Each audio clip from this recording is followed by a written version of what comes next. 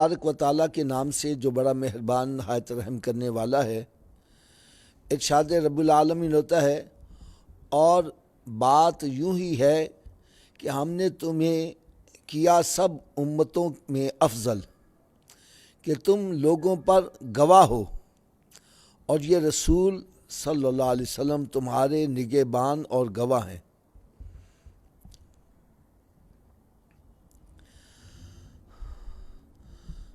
قرآن مجید فرقان حمید کی اس آیہ مبارکہ کو سامنے رکھ کر ہمیں اللہ تبارک و تعالیٰ کا شکر ادا کرنا چاہیے کہ اللہ تبارک و تعالیٰ نے ہمیں اپنے محبوب کریم صلی اللہ علیہ وسلم کا امتی بنایا، اور امتی کو اتنی شان بلند عطا کی، اتنی بلند شان عطا کی کہ کنتم خیر امتن کا تاج اس کے سر پر رکھ دیا کہ تم ساری امتوں سے افضل امتی ہو۔ تو اس کے لیے میں ایک چھوٹی سی بات عرض کروں گا، اللہ کرے کہ میری بات یہ دل پر چوٹ کر جائے۔ آج اگر ایک عام بندہ الیکشن میں کھڑا ہو جائے اور آگے چل کر وہ وزیر اعظم بن جائے،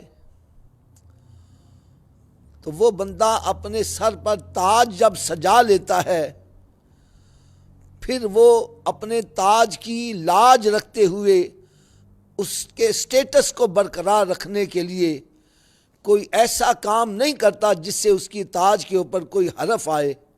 مثال کے طور پر وزیر اعظم بننے سے پہلے اگر وہ باہر عام گلی میں تھڑے پر بیٹھ کر اڈی کھڈا کھیلتا تھا، آتے جاتے بندوں پر آوازیں کستا تھا، لیکن جب تاج سر پر آ جائے گا تو وہ ایسے کام نہیں کرتا، کیونکہ اب اس کے تاج کے سٹیٹس کے خلاف ہے۔ تو میں یہ سمجھتا ہوں کروڑوں بادشاہوں کے تاج ایک طرف ہوں، سرکار دو عالم نور مجسم صلی اللہ علیہ وسلم کا امتی ہونا یہ اتنی بڑی فضیلت ہے کہ کروڑوں تاجوں کے اوپر افضل تاج یہی ہے کہ اللہ تعالیٰ نے ہمیں اپنے محبوب صلی اللہ علیہ وسلم کا امتی بنایا۔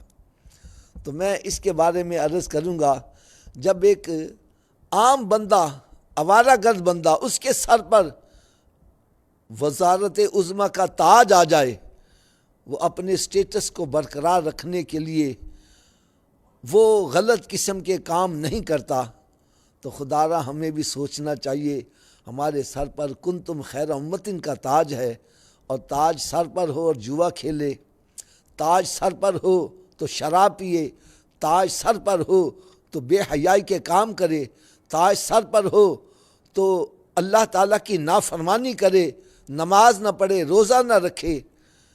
اگر آپ حضرات یہ سمجھتے ہیں کہ یہ سٹیٹس کے مطابق نہیں ہے، تو خدا را ہمیں پھر گناہوں سے بچنا چاہیے، اس تاج کی لاج رکھنی چاہیے، ہم کوئی ایسے کام نہ کریں جس سے ہمارے اس تاج کے اوپر کوئی حرف آ جائے۔ میں کہتا ہوں اگر ہمارے دل کے اندر یہ احساس پیدا ہو جائے کہ اللہ تبارک و تعالیٰ نے مجھے کتنا بلند مقام عطا کیا ہے، اور میرے کسی عمل سے سرکار صلی اللہ علیہ وسلم ناراض نہ ہوں، تو یقین جانو کہ بندے کی زندگی میں انقلاب آ سکتا ہے۔ میں اس کے لیے ایک چھوٹا سا واقعہ عرض کرتا ہوں۔ ہمارے لاہور کے اندر کچھ ہسٹوریکل پلیسز ہیں، تاریخی مقامات ہیں، جیسے شاہی مسجد ہے، شاہی قلعہ ہے، شالامار باغ ہے، مینار پاکستان ہے، وزیر خان کی مسجد ہے۔ یہ تاریخی مقامات کہلاتے ہیں۔ وزٹر نہ صرف پاکستان بلکہ باہر کے ملکوں سے بھی آتے ہیں ان کو دیکھنے کے لیے۔ ایک مرتبہ ایک غیر مسلم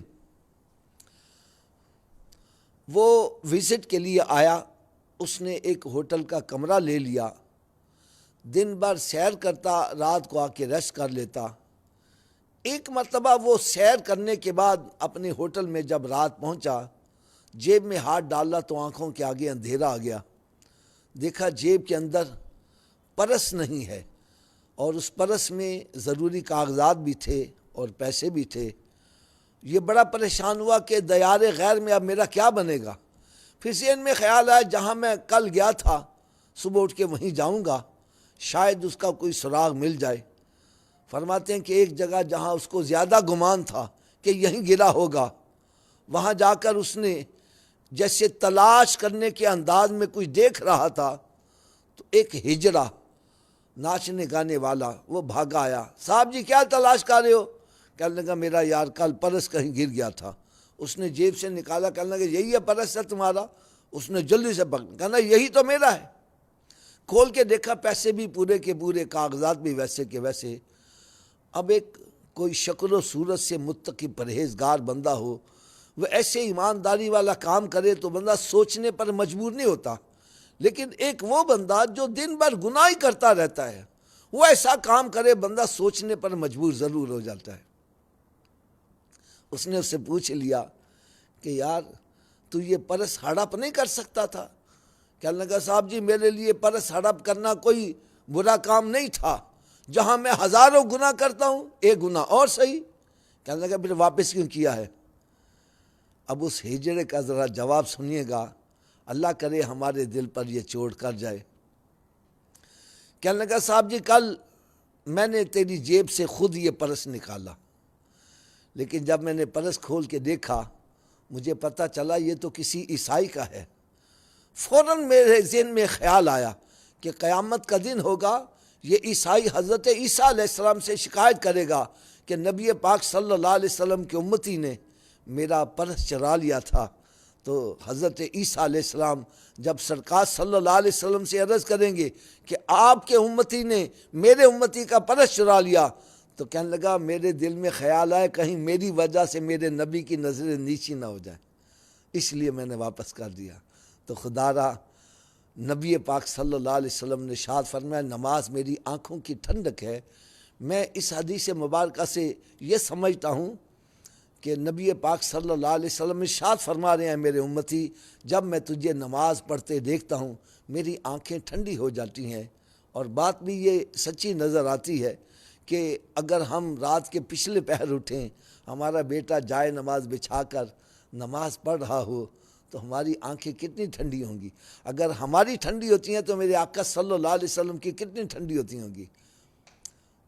تو پھر نبی پاک صلی اللہ تعالیٰ علیہ وسلم کی آنکھیں ٹھنڈی کرتے ہیں جو بندے نماز پڑھتے ہیں، اور جو نماز نہیں پڑھتے، روزہ نہیں رکھتے، شراب پیتے ہیں، زنا کرتے ہیں، جوا کھیلتے ہیں، ماں باپ کی نافرمانی کرتے ہیں، وعدہ خلافی کرتے ہیں، بے حیائی کے کام کرتے ہیں، خدا را ذرا سوچو کیا اس سے میرے آقا صلی اللہ علیہ وسلم کی آنکھیں ٹھنڈی ہوتی ہوں گی؟ ہرگز نہیں ہوتی ہوں گی۔ تو خدا را جس نبی کا کلمہ پڑھا ہے، جس نبی صلی اللہ علیہ وسلم کے وسیلے سے اللہ تعالیٰ نے ہمیں یہ افضل امتی ہونے کا مقام عطا کیا ہے، اس نبی کی آنکھیں ٹھنڈی کرنے والے کام کرو، ایسے کام نہ کرو جس سے میرے آقا صلی اللہ علیہ وسلم کو دکھ ہو۔ لہٰذا ایک تو اللہ تعالیٰ نے اس آیہ مبارکہ میں ہمیں یہ افضل مقام عطا کیا کہ تم سرکار صلی اللہ علیہ وسلم میرے محبوب صلی اللہ علیہ وسلم کے امتی ہو، اور دوسرا یہ ہے کہ اس امت کی گواہی کو بڑا مقام عطا کیا ہے۔ لِيَكُونُوا شُهَدَاءَ عَلَى النَّاسِ، لوگوں کے اوپر تمہیں گواہ بنا دیا گیا ہے، تمہاری گواہی معتبر ہوگی۔ وہ گواہی معتبر کیسی ہے؟ حدیث مبارکہ میں آتا ہے ایک مرتبہ سرکار دو عالم نور مجسم صلی اللہ تعالیٰ علیہ وسلم صحابہ کرام علیہم رضوان کے درمیان جلوہ افروز ہیں۔ کسی شاعر نے بڑا پیارا منظر کھینچا کہ ہے صحابہ کے جھرمٹ میں بدر الدجا، نور ہی نور ہر سو مدینے میں ہے۔ میرے آقا صلی اللہ علیہ وسلم صحابہ کرام علیہم رضوان کے درمیان جلوہ افروز ہیں، تو ایک جنازہ قریب سے گزرتا ہے۔ جیسے جنازہ گزرا تو صحابہ کرام میں چیمہ گویاں شروع، یار یہ کس کا جنازہ ہے؟ بتلایا فلاں کا۔ اچھا یار وہ تو بہت نیک آدمی تھا، یار بڑا متقی پرہیزگار تھا، وہ تو جب دیکھو نماز پڑھتا ہے، جب دیکھو قرآن کی تلاوت، جب دیکھو درود پاک پڑھ رہا ہے، جب دیکھو لوگوں کی بھلائی کے لیے کام کر، جب دیکھو نیکی کی دعوت دے رہا ہے، یار اس کے ماں باپ اس سے بڑا خوش، اس کے پڑوسی بڑے خوش تھے۔ میرے آقا صلی اللہ علیہ وسلم کی زبان اقدس سے نکلا وجبت، اس پر واجب ہو گئی۔ پھر تھوڑی دیر کے بعد ایک اور جنازہ گزرا، پھر چھ میں گوئیاں یار یہ کس کا جنازہ؟ فلاں کا جنازہ۔ اچھا وہ تو یار بندہ وعدہ خلافی کرنے والا، لوگ یار اس سے تنگ بڑا تھے، یعنی اس مرنے والے کے بارے میں اچھے خیالات کا اظہار نہ کیا۔ میرے آقا صلی اللہ علیہ وسلم کی زبان اقدس سے پھر نکلا وجبت، کہ اس پر واجب ہو گئی۔ صحابہ کرام علیہم رضوان، ان میں حضرت عمر فاروق رضی اللہ تعالیٰ عنہ عرض کرنے لگے یا رسول اللہ کیا چیز واجب ہو گئی؟ فرمایا پہلے پہ جنت واجب ہو گئی، دوسرے پہ دوزخ واجب ہو گئی۔ اب میرے آقا صلی اللہ علیہ وسلم کا فرما دینا ہی حرف آخر ہے، لیکن حکمت دریافت کرنے کے لیے عرض کرنے لگے یا رسول اللہ صلی اللہ علیہ وسلم پہلے پہ جنت دوسرے پہ دوزخ کیسے واجب ہوگی؟ تو میرے آقا صلی اللہ علیہ وسلم نے ارشاد فرمایا جب پہلا جنازہ گزرا تو تم نے اس کے بارے میں اچھے خیالات کا اظہار کیا، تو جو مخلوق کے نزدیک اچھا ہو جائے وہ اللہ تعالیٰ کے نزدیک بھی اچھا ہو جاتا ہے، اللہ تعالیٰ نے اس پر جنت واجب فرما دی۔ اور پھر جب دوسرا جنازہ گزرا اس کے بارے میں تم نے اچھے خیالات کا اظہار نہ کیا، تو جو مخلوق کے نزدیک برا ہو جائے وہ اللہ تعالیٰ کے نزدیک بھی برا ہو جاتا ہے، اللہ تعالیٰ نے اس پر دوزخ واجب فرما دی۔ انگلش میں اس کو کہتے ہیں the voice of the people is the voice of God, کہ زبان خلق کو نکارہ خدا سمجھو۔ میں ہاتھ باندھ کر آپ سے ایک بات عرض کروں گا، خدا را تھوڑی دیر سوچیں، ہر بندہ اپنے اپنے گریبان میں جہاں کا دیکھے میرے بارے میں لوگوں کے کیا تاثرات ہیں، لوگ میرے بارے میں کیا سوچ رہے ہیں۔ کہیں مجھے بے نمازی تو نہیں سمجھتے، کہیں مجھے وعدہ خلاف تو نہیں سمجھتے، کہیں مجھے شرارتی تو نہیں سمجھتے، کہیں مجھے فسادی تو نہیں سمجھتے، کہیں امانت میں خیانت کرنے والا تو نہیں سمجھتے، کہیں میں مارکیٹ کے اندر جھوٹ بولنے والا، وعدہ خلافی کرنے والا، مارکیٹ کے اندر کم تولنے والا تو نہیں مشہور ہوں۔ کہیں ایسا نہ ہو کہ ہم جب مر جائیں ہمارا جنازہ جا رہا ہو لوگ ہمارے بارے میں اچھے خیالات کا اظہار نہ کریں تو کہیں ہمارے اوپر دوزخ واجب نہ ہو جائے۔ ایک بزرگ کی مجھے بات بڑی پیاری لگی، اللہ کرے یہ بھی اس پر ہم غور و فکر کریں اور عمل کرنے والے بن جائیں۔ فرمانے لگے اے بندے تو اس دنیا میں آیا تھا، روتا ہوا آیا تھا، اور یہ سبھی سمجھتے ہیں جانتے ہیں جب بچہ پیدا ہوتا ہے تو روتا ہے، اگر نہ روئے تو اس کو رلایا جاتا ہے، اس لیے کہ اس کا رونا ہی اس کی حیات کی دلیل ہوتا ہے۔ اور میں بندے تو جب دنیا میں آیا تھا روتا ہوا آیا تھا، اب دنیا کے اندر تو کام ایسے کرنا کہ جب تیرا جنازہ جا رہا ہو لوگ رو رہے ہوں اور تو مسکراتا ہوا جا رہا ہو، اور کہیں ایسا نہ ہو کہ تو دنیا کے اندر آیا تھا تو روتا ہوا ہی آیا اور روتا ہوا ہی جا رہا ہے، اور لوگ اللہ کا شکر ادا کر رہے ہیں، شکر ہے یا اللہ ایک منحوس آدمی سے ہماری جان چھوٹ گئی، ایک فراڈیے سے، ایک بدماش سے، ایک بے حیائی کرنے والے سے، ایک شرابی زانی سے ہماری جان چھوٹ گئی۔ کہیں ایسا نہ ہو کہ ان کی گواہی کی وجہ سے ہمارے لیے آخرت جو ہے وہ خراب نہ ہو جائے۔ خدا را ایسے کام کرو کہ جب بندہ اس دنیا میں جائے، دنیا سے جائے، لوگوں کی زبانوں کے اوپر اچھے خیالات کا اظہار ہو، تو یہ گواہی نبی پاک صلی اللہ تعالیٰ علیہ وسلم کی امتی کی گواہی یہ اللہ تعالیٰ کے ہاں کتنی مقبول ہے۔ یہاں میں ایک بات اور عرض کروں گا، جب امت کی گواہی معتبر ہے اللہ تعالیٰ کے ہاں بھی، تو پھر جن اولیاء کرام کے بارے میں ہمارے بزرگوں نے اور اولیاء کاملین نے اچھے خیالات کا اظہار کیا ہے، وہ سمجھتے ہیں یہ اللہ کے ولی ہیں، تو ان کی گواہی کے اوپر ہمیں بھی ان کا ادب و احترام کرنا چاہیے، ان کے بارے میں غلط قسم کی افواہیں، غلط قسم کی باتوں کو عام نہیں کرنا چاہیے۔ ان اولیاء کرام سے ہمیں فیض حاصل کرنا چاہیے۔ قرآن مجید میں رب تعالیٰ نے ارشاد فرمایا ان رحمت اللہ قریب من المحسنین، اللہ کی رحمت نیک لوگوں کے قریب ہوتی ہے۔